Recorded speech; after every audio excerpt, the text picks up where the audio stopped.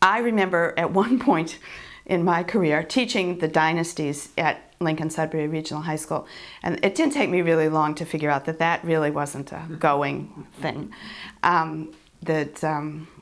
It was a surefire way to kill any kid's interest in Chinese history. But what I did find was, and this was through my work with a Chinese community group, the Greater Boston Chinese Cultural Association, they introduced me to this amazing scroll which was done in the 13th century and then copied numerous times and elaborated and stuff. And it's a very detailed, very, very detailed illustration of life in a 13th century city, Kaifeng.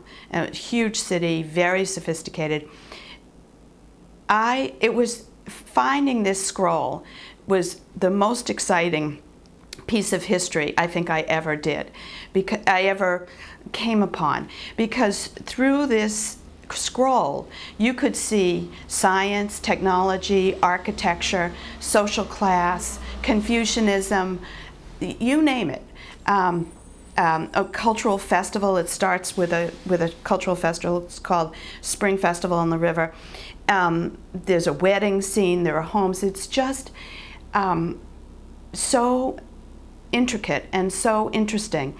So that when you tell the story of Marco Polo, whether it's true or not, if you show the kids the scroll, then they understand why Marco Polo would try to find this place, because it was just much more advanced technologically, scientifically than Europe at that time. So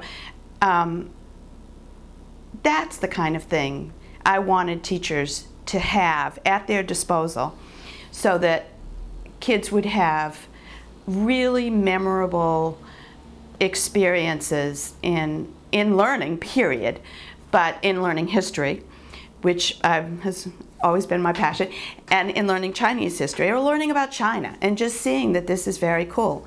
So,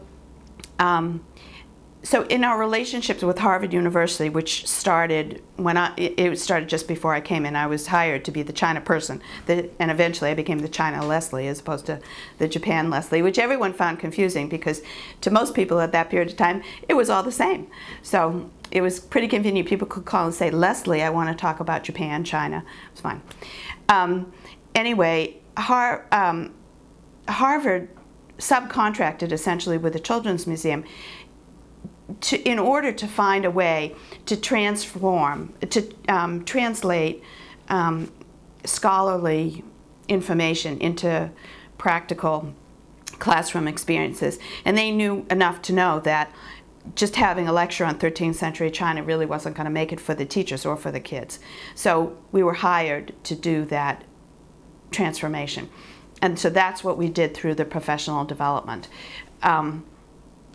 Knowledge base and then experiences. And we put a lot of time and energy into making those experiences, you know, aha moments, you know, landmark, you know, just powerful.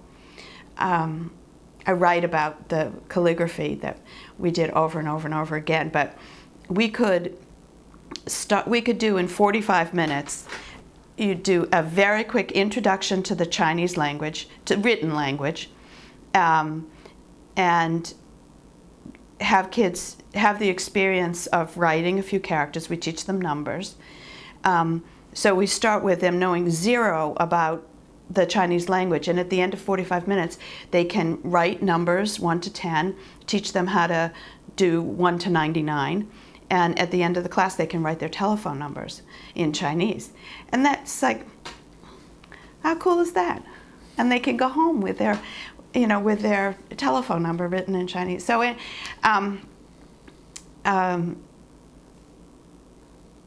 we tried everything to have that kind of experience, to make it personal for teachers, personal for the kids,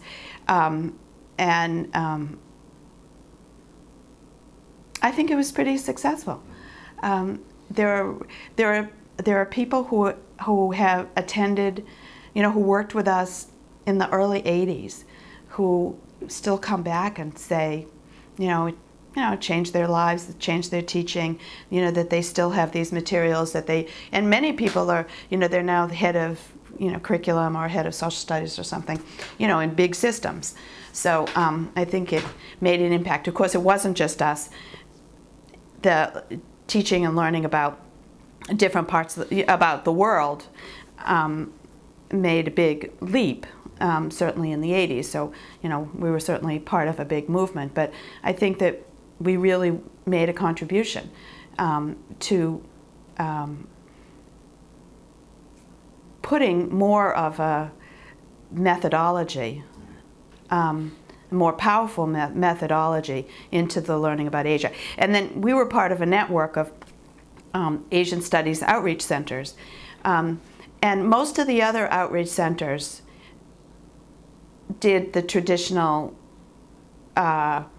all-day lecture, and lectures, lectures, lectures, and then the teachers were supposed to go home and do their own curriculum. Well, I don't, why in the world would that work? All great teachers are not necessarily great curriculum developers.